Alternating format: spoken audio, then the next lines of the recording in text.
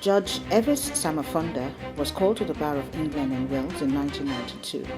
Professional regulations is among many of her areas of expertise and sits as a tribunal chairman on the disciplinary tribunals for UK doctors and the Metropolitan Police Force. Outside the courtroom, Judge Evis has a passion for health and fitness. She regularly swaps her pinstripe suits for tracksuits, as she also is a fitness instructor and personal trainer. She's written a book called Fit at 40, Fabulous at 50 and Beyond, in which she shares her top tips of how she went from being size 16 to size 8 and how you too can reach your health goals. She's married with children. She joins me on the Just Eve Show to talk about her life and being a black female judge in the UK.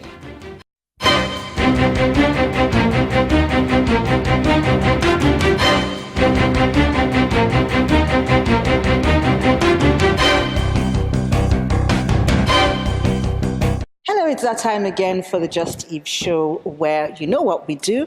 We talk to someone who is an inspiration to the young ones, as well as sometimes we have celebrities on the show, but of course they have a lovely story to tell. My name is Evelyn Obaho. For the next couple of 26, 27 minutes or so, we'll be having a lot of fun on the show. My guest today is someone that is so inspirational to me. And I'll say it because what she does, you don't find many black women doing it. But I won't tell you who she is just yet. So I just want you to go grab a cup of tea, cup of coffee, a drink, whatever it is you want to take. Go quickly grab it. Then after the break, you come back, sit and enjoy with us. It's a Just Eve Show. Don't go anywhere.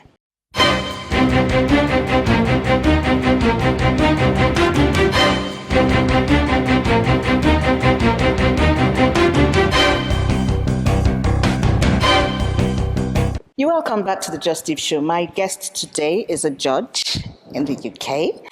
Her name is Evis Samupfonda, am I right? Samupfonda, yes. But you were saying that you prefer to be called? I'm actually Judge Evis Samupfonda. Judge Evis Samupfonda. Yes. Okay, so why the Samupfonda? Why not the Akinsanya? Because when I became a barrister, I was called to the bar by the name of Samupfonda, and Samupfonda is my maiden name. So you retain the name that you got called to the bar with. So I prefer to work as Evis Samupfonda, although of course I have to acknowledge that I have a lovely husband, and his surname is Akinsanya. Okay, we're going to come back to talking about you being a judge. Let's go back to the beginning, because I always like to start from the beginning with my guest. What was your growing up like? How was it for you? It was really fascinating, actually, because I was actually born in Zimbabwe. Okay. And we came to this country when I was 9 years old. So you're Zimbabwean? I'm Zimbabwean by birth, yes. And we came to this country about 40 years ago, so. And back then, England... 40 or 14? 40 years ago. 40? 40, yes. 40. Okay. I'm trying to calculate. How old were you when you came to this country? I was 9. 9. You're kidding me. No, and not you at all. look this good. I'm ashamed now. Well, don't be. I'm ashamed. You know what? Someone offered me a cheesecake and I didn't say no. I happily ate it. Look at you. Yeah. That's another added inspiration. That's another story. That's another story. Okay, yeah, so go on. Yeah, no, so I came to this country when I was 9 and a half, 10 years or so. So 10 years old or so. And back then, the UK was a very different country. Multiculturalism wasn't as it is today at all. And where we lived, we were the only black family in the neighbourhood. And I've got 3 sisters, and it was very difficult. It was very difficult. So what made you come to the UK? My father wanted to improve our life as much as possible, and he's always given us the ability and the belief that you can always do better. And so at that time in Zimbabwe, of course, we had the War of Freedom and independence. So there was turmoil in Zimbabwe, but more importantly, he wanted to give us a better lifestyle. So he chose to come to the UK. Okay, so you were 9, so that obviously there are some things that you could remember. What was it like within your family, community, having to be the only black family in that community? As I said, I've got 3 sisters, and we're very, very close. And being the only black family, although it was difficult, my father instilled us in the self-belief, actually, that you are as good as everybody else, and that if you respect everyone, everyone should respect you back. So we grew up having that self-belief, and the love within our family was something that enabled us, I suppose, to cope with the difficulties that we experienced. So we made good friends. We were,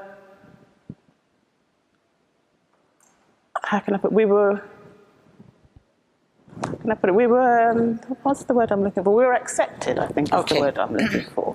So we didn't feel our differences. It was only occasionally that we felt our differences. But it wasn't an everyday thing, but you were aware that there weren't other people around us that were like us. So, yeah. And then compared to then and now, well, this is multicultural Britain, but a lot of people, well, this has been happening so often recently. People are talking about race so much, you know, and I'm wondering, why has it come up again since it's multicultural Britain? In what way? What do you mean? Well, you know, we have pictures on Facebook. Maybe it's because social media is very, you know, common now, where you will have a white person being arrested alongside a black person, but the white person is treated, you know, better. You're a judge. What do you think about such things? Yeah, I think that although we have multiculturalism and race is not such a big issue anymore, there are still differences. And I think that what the difference between now and then is that it's recognized.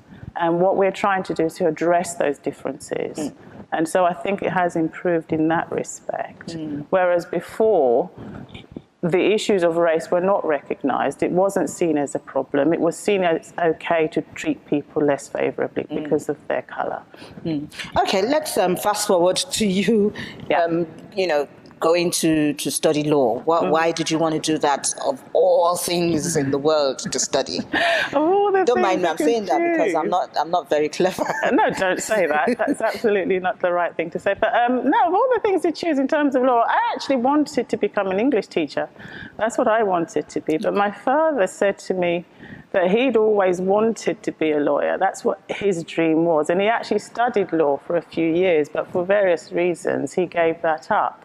So he said to me, well, why can't you do law? And I thought, African parent, right? Exactly. And I thought, well, I suppose I could. So I went off to my English teacher, my career teacher rather, at school, because we had careers advisors. And I said to her, look, I want to do law, and I also want to be an English teacher. What do you think I should do? And she said, well, people in your shoes really should do what's safe. And I said, well, what does that mean? I said, well, there aren't any black lawyers anywhere in this country, so you could become a teacher because that would be safe for you.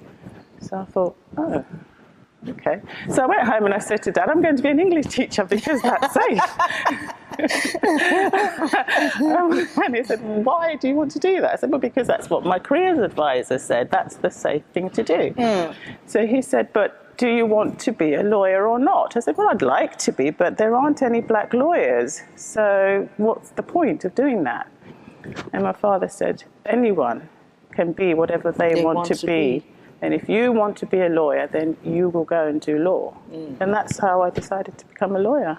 And how did you find it? Well, of course, that's where going back and forward. But how was it for you? Did you enjoy it, you know, go through it, studying it? Yeah, I did enjoy studying law.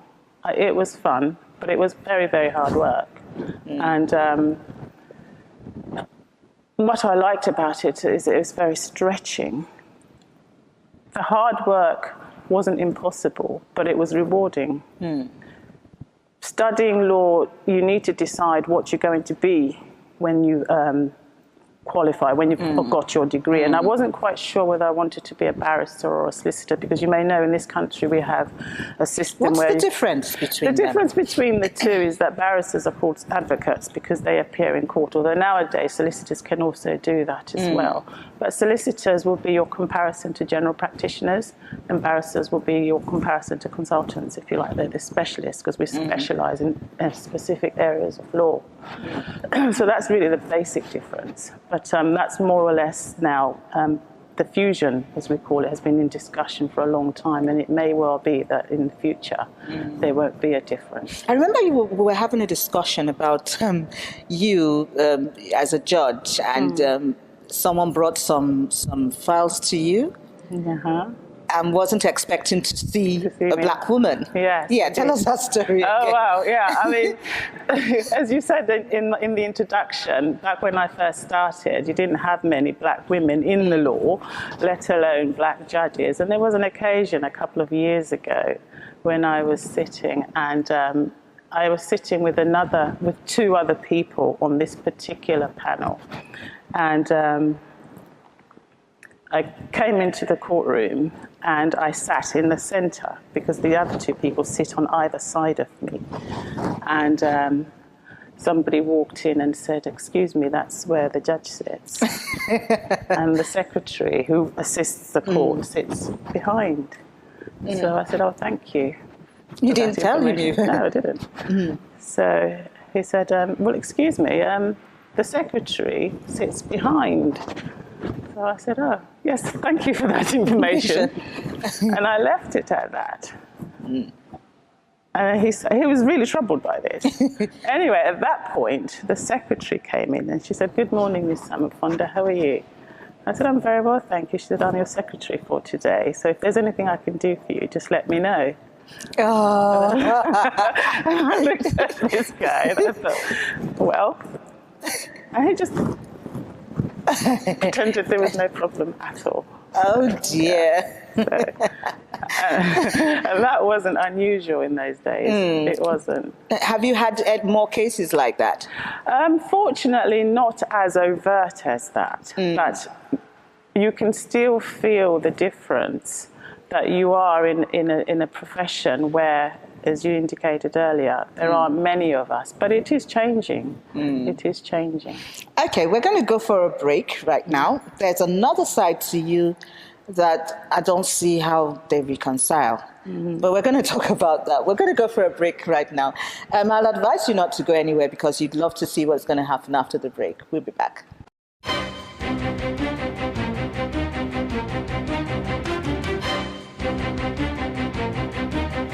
The more I got into fitness, the stronger I felt, the happier I felt. And I didn't expect those benefits, to be honest with you. Okay. There you go. You did it. With more practice. Try again.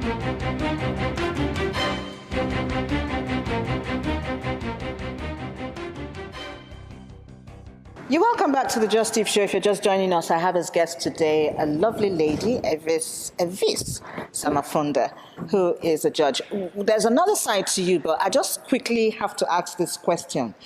Now, you are the one who will decide if someone goes to prison or not. No, not quite. Okay, explain it to me. All right, okay. There are different areas of law, and my area of speciality is residential property disputes. Okay. So I decided... How long have you been doing that? Oh, my goodness, 22 years. Oh, okay. Yeah, 22 years. Okay, but you still give a verdict.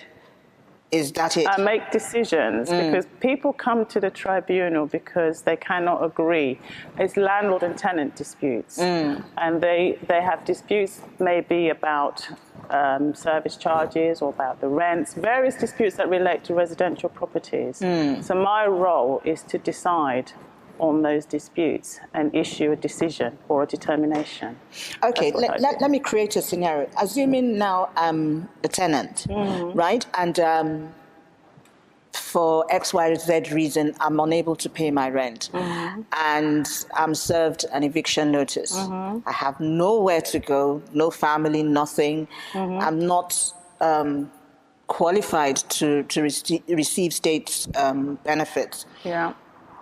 And you have to make a decision because, yes, I haven't paid the rent. What kind of, would you go ahead and make that decision? It's very difficult to deal with it on a scenario as such, because those are the issues that go to a different tribunal. The tribunal that I deal with would be to determine what the level of rent should be in relation to the dispute that you have with your landlord.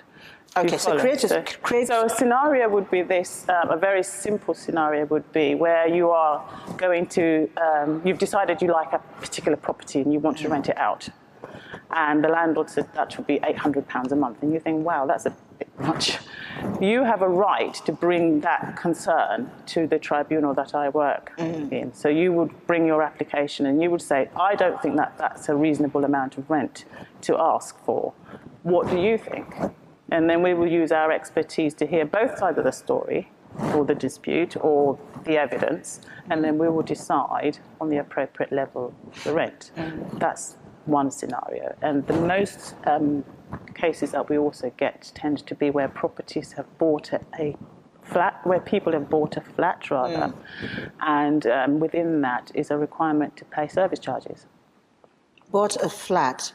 Yeah. And they have to pay service charges because they've bought a lease. They haven't bought the freehold. Okay. So it's disputes that relate to the service charges or issues about the lease that we also determine. So the scenario that you were talking about earlier, those are issues that go to county court. Okay. I know it sounds really confusing, but there are different judges that deal with different issues. But essentially the tribunal that I work for, we deal with landlord and tenant disputes in relation to residential property. Have you ever made a decision and later on you're like, oh, I shouldn't have made that decision? No, I haven't. Wow. I haven't, because I think that what I try to do when I'm sitting as a judge is to do what I think is fair, what is relevant, and what is right, and what's in accordance with the evidence that I've heard.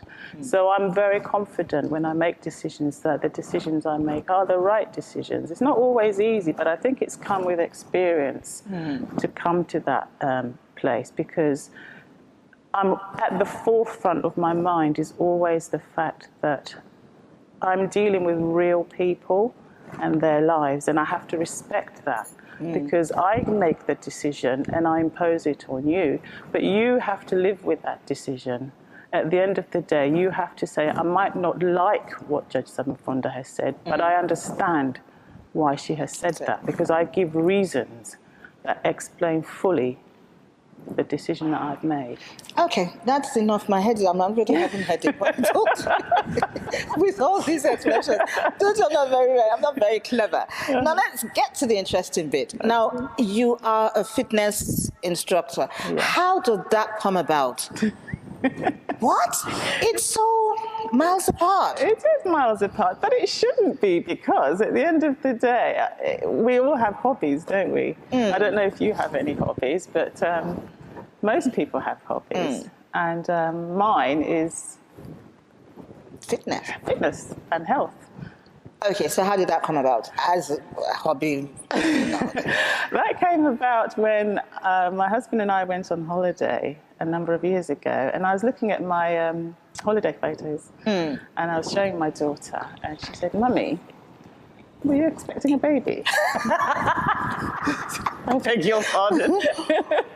She said, "Are you expecting a baby?" Can I interrupt you there? There was this day I got on the tube. It was rush hour period. Yeah.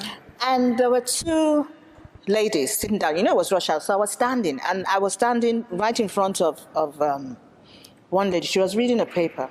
And then when she finished, she just jumped up. "Oh, I'm so sorry. I didn't see you." And I'm like, "Oh," I was like, "What's she talking about?" She said, "Oh, I'm so sorry. Come and sit down." And I was like, she probably thinks I'm pregnant. So I said, "No, I'm fine." She said, "No." And the lady who was sitting next to her said, "Oh, we're so sorry. We didn't see you." And then I knew that, okay, there's something terribly wrong here with how I look. We have to do something about it. I had to interrupt you there to let you know. So I get the feeling when she says, are you expecting a baby? Yes, I'm glad you can relate to that, because it kind of like made me think, hang on a minute, something's not quite right here. Because I think deep down I wasn't terribly happy with the way I looked. But you know what, you just brush it to the back of your mind. But that observation made me think, I need to do something about this. And I was actually approaching my 40th birthday, and I always said that I didn't want to be fat and 40. Always used to say that I didn't want to be fat and 40. So for my birthday, my darling husband thought it'd be a really great present to buy me a set of personal training sessions with a personal trainer. Oh. I can't tell you what I said when I opened my birthday card. But I took up the sessions with a trainer, and I remember saying to this trainer that what I actually want is to be fit. Although I've got this issue about, being fat, my main concern was being fit and healthy, and I wanted to feel strong as well. So that's what I put to him, and over a course of sessions, he devised a plan for me, and I really, really enjoyed it. And then you decided to take it up? Yeah, it took a number of years, because over time I realized that the more I got into fitness, the stronger I felt, the happier I felt. And I didn't expect those benefits, to be honest with you, because there were added benefits to being well, and it was a feeling of wellness that I thought, I like this, I actually like this, and it wasn't a problem to get up and do the session. So from that, I thought I could do something about this. But then again, it didn't come about that easily either, as it never does with my life. But I think what led me to become a fitness instructor was the fact that a lot of my friends kept saying, wow, you're looking really good. You look well. You do. Thank you very much. Thank you. But I think it was because I was happier, and I was confident, and I felt well within, and that generated, I think. So I wanted to share how I was feeling with others who were back at that stage that we've discussed, who probably have had people stand up for them on the train. So I thought, in order to do that properly, I wanted to become qualified, and that's how I became a fitness instructor. Yeah. Okay. I'm the one who always gives my guests a challenge. So when I approached Evis, she said, okay, that we're going to reverse it. So this time, she is the one giving me the challenge. I have absolutely no clue what it is, but I know that I've started having palpitation because I know that I'm a very lazy person. I don't know how to keep fit at all, but I'm grateful that I have you to help me. Yeah. So what is it that you want to do with me? Well, what I would want to do with you, because I think you've told me what your fitness goals were, but maybe you can reiterate what it is that you wanted to do. What is it that you're looking for? What I'm looking for, I'm actually getting to that golden age. I think I'm the unhealthiest person around. I don't really eat that much, but I do have a sweet tooth. I just told you about. You just told us about the cheesecake, didn't you? The cheesecake that I couldn't resist. And like we all know now, I have a big tummy, as they thought I was pregnant as well. Yeah. So I would love to get rid of that. Right. Yeah, I would. Okay. Okay, well, that gives me a number of clues, because I think that we all have sections of our bodies that we're not happy with. And specifically, when you try to spot train an area of the body, that doesn't really help because it's not possible. But what you need to do is look at doing something that will train the whole body.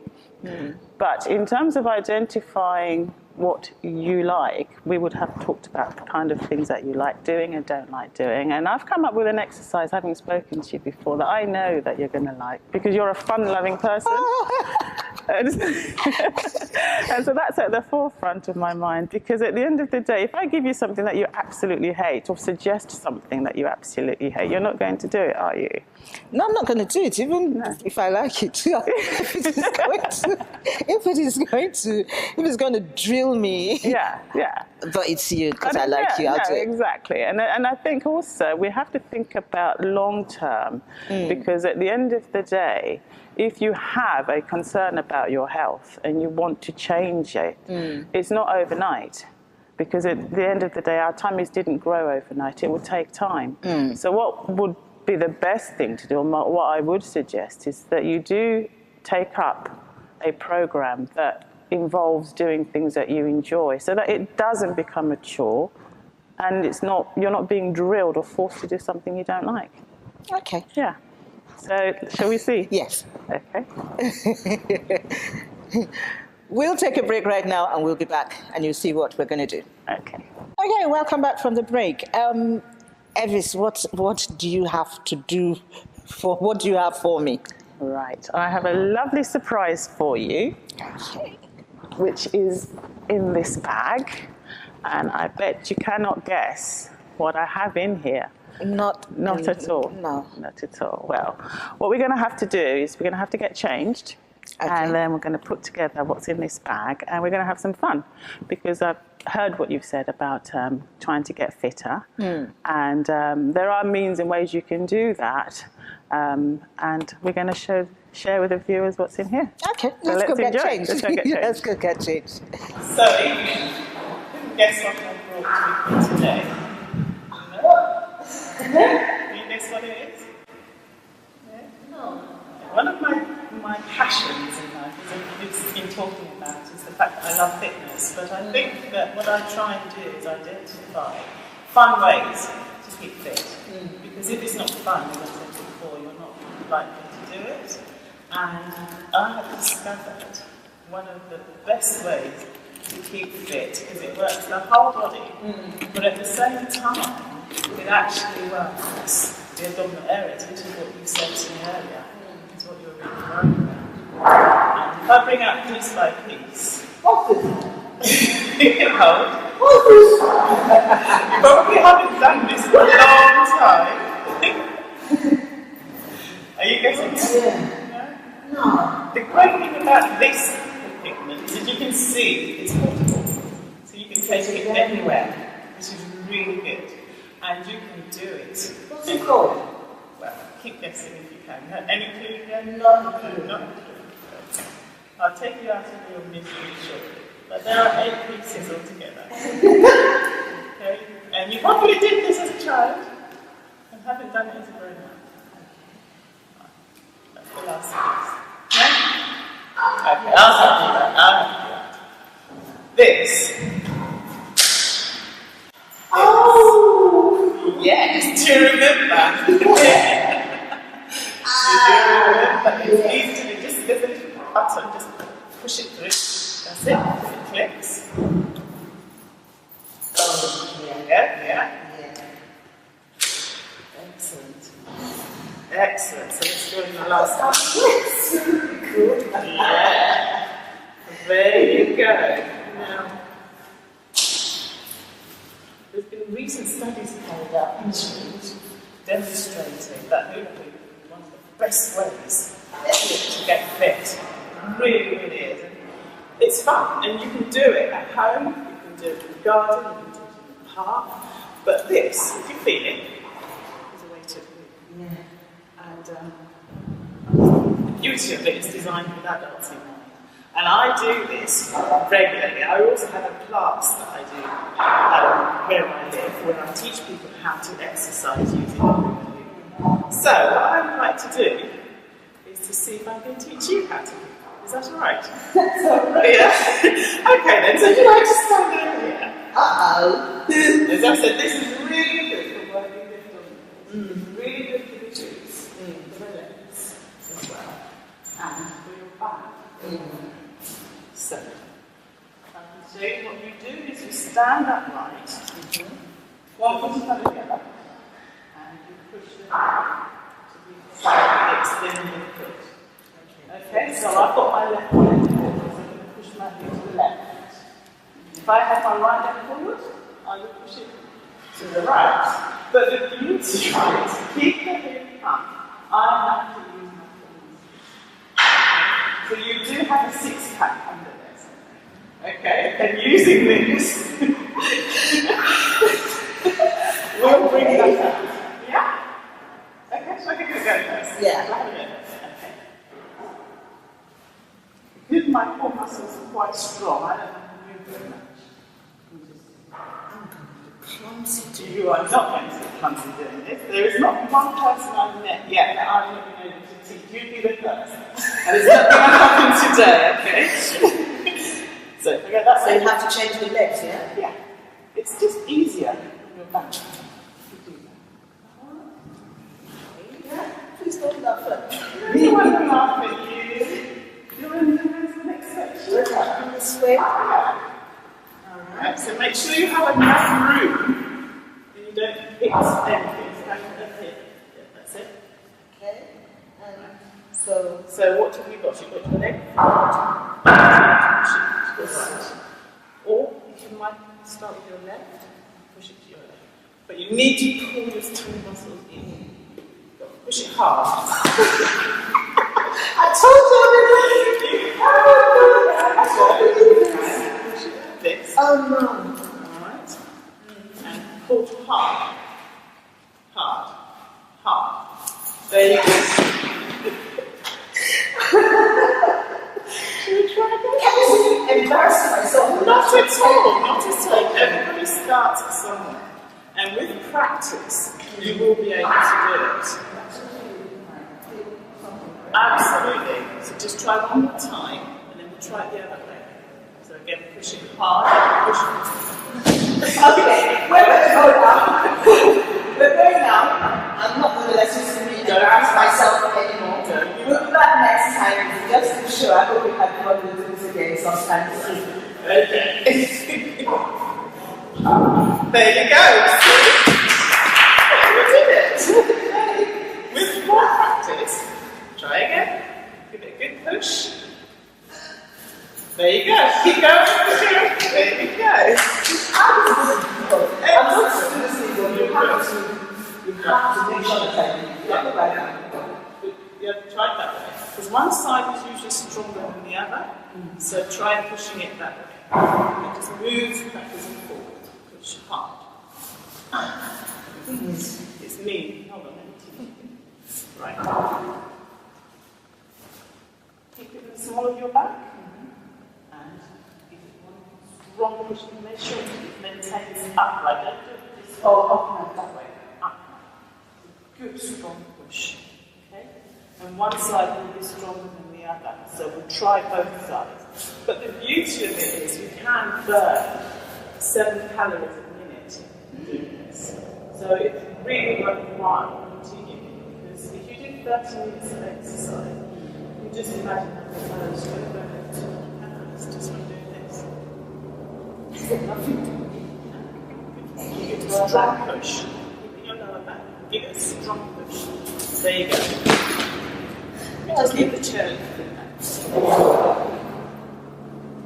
Oh, God. So one I've never side, seen someone. one side is stronger than the other.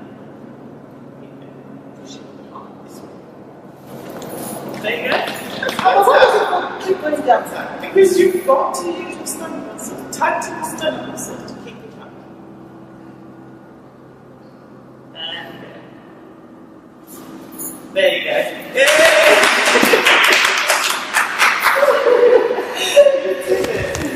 Oh, anyway, I'm going to get it, don't worry. And I'm sure if you want to have a flat tummy like Evis has, we will do this together. My name remains Evelyn Obaho. I'm sure we'll do this again sometime soon. Take care. Goodbye and God bless.